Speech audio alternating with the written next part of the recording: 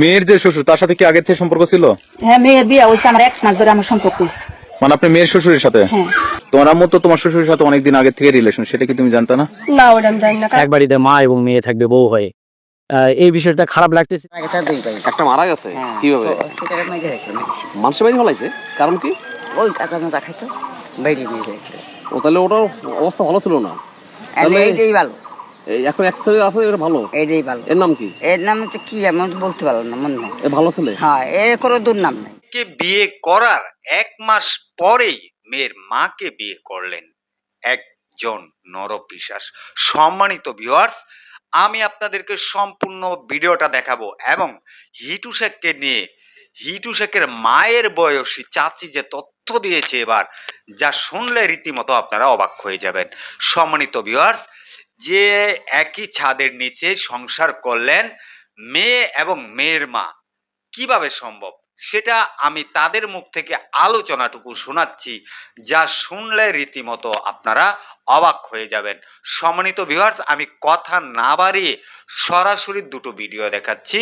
হিটু শেখকে নিয়ে যে এবার চাঞ্চল্যকর তথ্য দিয়েছে হিটু শেখের মায়ের বয়সী চাচি, সে ওনার কথাগুলা শুনলে আপনারা অবাক হবেন এবং কিভাবে সম্ভব যে একই ঘরে সংসার করলেন মা এবং মেয়ে। তাদের দুটো ইন্টারভিউ ভিডিও আমি আপনাদেরকে দেখাচ্ছি, তাদের কথাগুলা শোনাচ্ছি। তারা মিডিয়ার সামনে যে কথাগুলা বলেছে, যা শুনলে রীতিমতো আপনারা অবাক হয়ে যাবেন। সম্মানিত ভিউয়ার্স, আমি কথা না বাড়িয়ে সরাসরি ভিডিওগুলোতে নিয়ে যাচ্ছি। অবশ্যই ভিডিওগুলো দেখে আপনাদের মূল্যবান মন্তব্য কমেন্ট বক্সে কমেন্ট করে জানাবেন। চলুন আর দেরি না করে সম্পূর্ণ কথাগুলো আমরা শুনে আসি। মা ও মেয়ের একই সংসার, মেয়েকে বিয়ে দেবার 15 দিন পর মেয়ের শ্বশুরকে বিয়ে করে বিয়াইকে স্বামী বানালেন এই নারী। তো আপনি যে আপনার মেয়ের শ্বশুরকে বিয়ে করলেন, এটা কি ঠিক করছেন? আপনি তো অন্য মানুষকেও তো বিয়ে করতে পারতেন। এটা অন্য মানুষ না, ওই আমার তারে যে সন্দেহ করছে তারে নিয়ে মন। 1 মাস পর থেকে আপনার সাথে সম্পর্ক, তারপরে এই আইলাম 1 মাস পরে। এমনি কি আপনার ঢাকাতে কোনো কিছু করছেন কিনা? না, ঢাকা মোবাইলে কথা কইছি, এভাবে তিনি কিছু করি না। শুধু তাই নয়, মেয়ের বাড়িতে বেড়াতে আসার কথা বলে স্বামীর কাছ থেকে চলে আসেন তিনি। এরপরই ওই দিনই সে তার স্বামীকে ডিভোর্স দেন এবং সাথে সাথেই তার বিয়াইকে বিয়ে করে নিজের স্বামী বানান। একদিনে তালাক, একদিনে বিয়ে কিভাবে সম্ভব? সম্ভব এটা তো হয়, আমার টাইম দিতেছে না। গত রবিবারে আমি তালাকের কাগজ দিছি, দিয়া রবিবারে আমি বিয়া করছি। ওইরা কালকে তালাকের কাগজ উড়াইছি, উড়াই আমি কালকে ফেরা দিছি। ফেরা দেওয়ার পরে আপনার কাছে গেছে। এখন কাগজ ছাড়ার পরে ওই ডিভোর্স মানে না, ওই আমার নিয়ে যাবো। আমি কইছি আমি জানি না। তো তোমার আম্মু যে একদিনে বিয়ে করলে একদিনে ডিভোর্স দিলে, এটা তো ঠিক করে নাই। এটার বিষয়ে কি বলবা? আর সাক্ষী তোমরাই। ডিভোর্স দিছেন, আপনি একবার বিবেকে কি করা যায়, এটা কি করা যায় আপনারা ই করেন। এদিকে নিজের মাকে শাশুড়ি হিসেবে পেয়ে খুশি মেয়েও চাচ্ছে না তার মা তার বাবার সংসারে ফেরত যাক। এখন উনি এই জায়গা থেকে গেলে মরে যাবে, এটা কি কেউ চাইবো? আমি কি চামু যে আমার মায়ের জায়গা থেকে গিয়ে? এটা তো আমার সম্মতি আছে। এই নারী জানান, মেয়েকে বিয়ে দেবার পর থেকেই মেয়ের শ্বশুরের সাথে ফোনে কথা বলতে বলতে পরকীয়ায় জড়িয়ে পড়েন। অল্প কয়েকদিনের ব্যবধানেই তাদের এই সম্পর্ক আরো গভীরে রূপ নেয়। অবশেষে মেয়ের শ্বশুরের প্রতি তার আগ্রহ এতটাই বেড়ে যায় যে মাত্র 15 দিনের ব্যবধানে মেয়ের বাড়িতে বেড়াতে এসে মেয়ের শ্বশুরকে বিয়ে করার সিদ্ধান্ত নেন তিনি। এরপর একই দিনে নিজের স্বামীকে তালাক দেন এবং বিয়াইকে বিয়ে করেন এই নারী। তো রবিবারে তালাক করলে রবিবারে তো বিয়ে তো করা সম্ভব না। তা আপনি কিভাবে বিয়ে করলেন?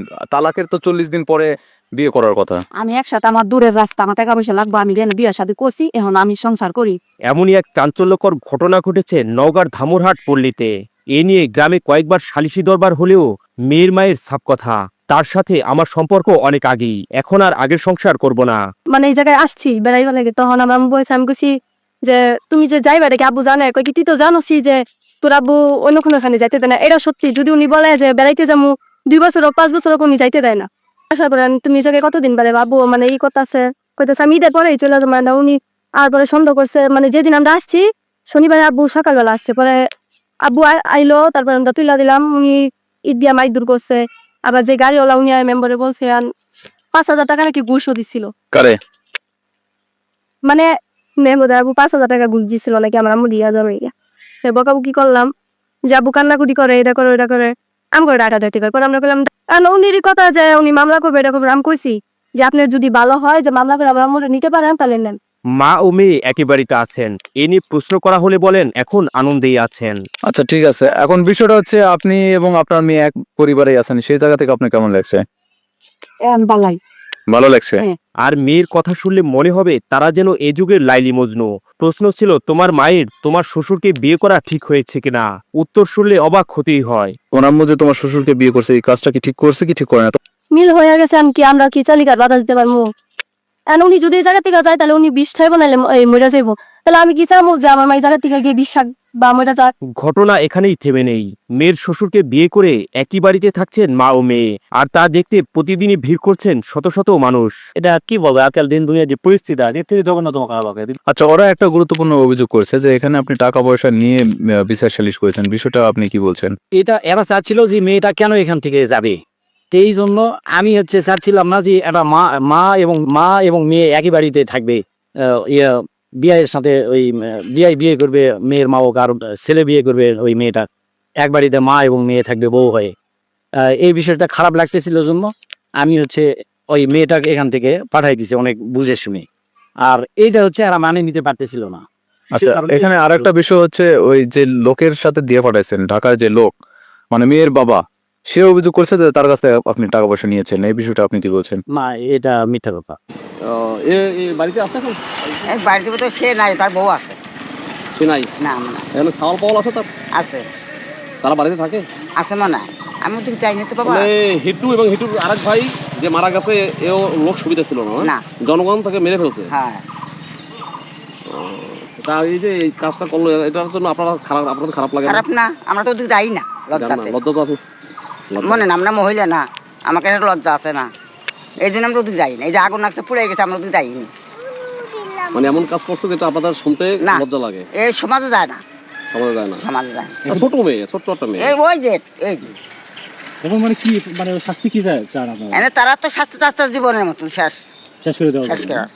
ফাঁসি চাই। আর ওই মেয়ের ছেলেটারে, দুইটা ছেলে আছে ওই জায়গা ওর আর বউ, ওগুলো হলো জীবন জেল, যাবজ্জীবন যাবজ্জীবন জেল এই শুনতেছি আমরা। তো হিটুর যারা আর যে দুই ছেলেরা কেমন? মানে তাকে কথা, তারা তো ভালো, তারা ভালো? হয়। ওই বড় ছেলেটা, ওই ছেলেটা মাঠে ছিল, মুসুরি উঠে, তো ও সব জানে না। ওর সাথে সাথে ওই মেয়ে ওই ছাড়ও গেছে। জানো না, এটা তো হয়েছে রাতে রাতে তো সবাই রাতে এই পর্বাতে খাওয়ার সময়। ভোর রাতে? হ্যাঁ, পর্বাতে খায় ভাত ওই সেরি রাতে না? সেই রাতে। সেই রাতের কাহিনী? হ্যাঁ, তাহলে তো ওই সময় কি ওই আসিয়ার দুলাভাই বাসা ছিল না? উনি আবার দরজা খুলে চলে গেছেন মুসুরি উঠেতে। ও ওই ভোর রাতে গেছে? হ্যাঁ এটা ভোর রাতে ও যাওয়ার পরের কাহিনী? হ্যাঁ হ্যাঁ হ্যাঁ হ্যাঁ, সবাই। এদিকে আসেন, হ্যাঁ, এদিকে আসেন। ওই বউ গেছে, ওই হিটুর বউ গেছে, ওই দুই ছেলেও গেছে, আর ওই বাচ্চাটা আর ওই বউটা, দুটার বউ ওরাই ঘরে ছিল। ও এটা ভোর রাতের কাহিনী? হ্যাঁ তো ওই ভোর রাতে সবাই চলে গেছে কাজে, হ্যাঁ, আর এই ফাঁকে হিটু এই কাজটা বাড়ি করছে। ছিল। আর ওই আসিয়ার বোন ছিল বাসায়, হ্যাঁ, দুজন, হ্যাঁ, তিনজন ছিল। তিনজন ছিল। ও এই ফাঁকে কাজটা করছে? হ্যাঁ হ্যাঁ হ্যাঁ। ওদেরকে জানতো না তাই? না ও আমরা তো শুনছি রাত 2:30টার দিকে নাকি? না না না না, ওর তো মাইরেই ফেলেছে, কারণ ওর বোন চেতন পাইছিল, তাইতে মারতে পারেনি, ওরটা শেষ করে দিত। ও পরে আসিয়া মেরে ফেলতো? হ্যাঁ, তুই বেশি কথা বলে তোর কুয়ার মধ্যে ফেলাই দিব। এই কথা বলছি। ও শ্বশুর, তাই তো ওর সারা শব্দ করে না। আচ্ছা আচ্ছা। তারপর আগে গেছিলেন ওই বাড়িতে? না বাবা, আমি ওই যাই, আমার আসিয়া তো মারা গেছে শুনছেন? মারা গেছে। হ্যাঁ, তা আমরা শুনছি, ওই যে হেলিকপ্টার দিয়ে গেল, হ্যাঁ, হেলিকপ্টার লাস্ট সেদিন মেলা মানুষ হয়েছিল তাই? ওই নামাজের মাঠে, হ্যাঁ, মেলা মানুষ মেলা মানুষ ছিল না? নিয়ে যে মাটিতে থিয়াইছে বলে সে তার জায়গা। এই যে আসিয়া মারা গেল, এতটুকু মেয়েটার সাথে যা কাজ করলো, চলে গেল এই রমজান মাসে। আর ওর জন্য দোয়া করেন না আপনারা? দোয়া করি না, ওর মতন কি দোয়া না করে পারা যায়? শিশু বাচ্চা, ও তো কিছুই জানে না। জি ও আইসে তাই বাড়ি বেড়াতে, জি। আউস কি তাজ বাড়ি বেড়াতে আসছে রমজান দিন, তা হচ্ছে জামা কাপড় দিবি, ভালো মন্দ খাওয়াবি, পড়াবি, বাইরে বাড়ি চলে যাবি। তার যে শাস্তির হয়েছে উপর আল্লাহ ছাড়া আর কেউ জানে না বাবা। বুঝছেন? জি জি। তো এই এলাকায় তো আপনাদের মনে অনেক মানুষ আসে প্রতিদিন এখন? আমার দেখি নেই যে আপনি খাতা দেখা ও আচ্ছা। আর আসিয়ার মা তো হিটুর মা একটু মা ওইদিকে থাকে, এদিকে আসতে পারে না, এদিকে আসতে পারে না? এদিকে আসে না, ওই লজ্জা। ওই লজ্জা আসে না? কেন যে মাটা ভাঙিয়ে চুরে নিয়ে চলে গেছে বড় ছড়াল নিয়ে, যে ওই ছাড়ের সম্পত্তি সব ওই ছাড়ে দিয়েছে, এই ছাড়ের কিছুই জানে ও এই তাহলে তো তাই না, এই জন্যই আরো আসে না, তো আমি কোনে যে দাঁড়াবো। ও বুঝছেন? তো তার থাকার জায়গা আছে, তার ছেলে আছে, হ্যাঁ। এক ছেলে এখন আছে, হ্যাঁ, হিটুর ভাই, আছে। ছোট ভাই, হ্যাঁ, সেখানে আসতো আসে না, কারণ সম্পত্তি সব দিছে তার বড় ছেলে হিটুকে দিছে, হ্যাঁ। সে লজ্জায় এখানে আসতে লজ্জা পারে আসে না। না, আইসে কেমা খাবে, আর খাওয়ালো তো মা বলে পরিচয় দেয় না, জি। মা বলে পরিচয় দেয় না, যে আমার থিয়ে গেল সাহারে বাসাইয়ে, আমার তো সম্পত্তি দিয়ে জানে কিছু, সব দিয়ে গেছে বড় বাইরে, এই জন্য এখানে আসতে পারেন। এনে আসতে পারে না। ওই কালকে তার ভিতরে বল এই করলো যে আমার শাড়ি আসে না যে লজ্জায় আসে না, লজ্জায় আসে। যেখানে আসে কি করবে? এবার আমি ওই যাবো সম্পর্কে আপনাদের কি হয় কিচ্ছু না এলাকা হিসাবে চাচি পাড়া প্রতিবেশী। পাড়া প্রতিবেশী ওই যে মেয়ে নাতি বাড়ি যাবো দুধ আনতে তাকে আপনাকে সাথে দেখাই যায়। আচ্ছা আন্টি ভালো থাকবেন, হ্যাঁ? আচ্ছা জি, দোয়া করবেন।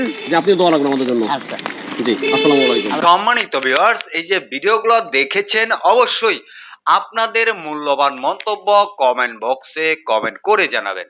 সম্মানিত ভিউয়ার্স, এরকম ঘটনা কিন্তু আপনাদের আশেপাশে অনেক জায়গাতেই ঘটে যাচ্ছে। এগুলা দেখা মাত্রই আপনারা অবশ্যই এগুলা প্রতিবাদ করবেন। সম্মানিত ভিউয়ার্স, আমি এই ভিডিও থেকে বিদায় নিতে যাচ্ছি। পরবর্তী কোনো একটা ভিডিওতে আপনাদের সাথে দেখা হবে। সে পর্যন্ত সবাই ভালো থাকবেন, সুস্থ থাকবেন। আসসালামু আলাইকুম।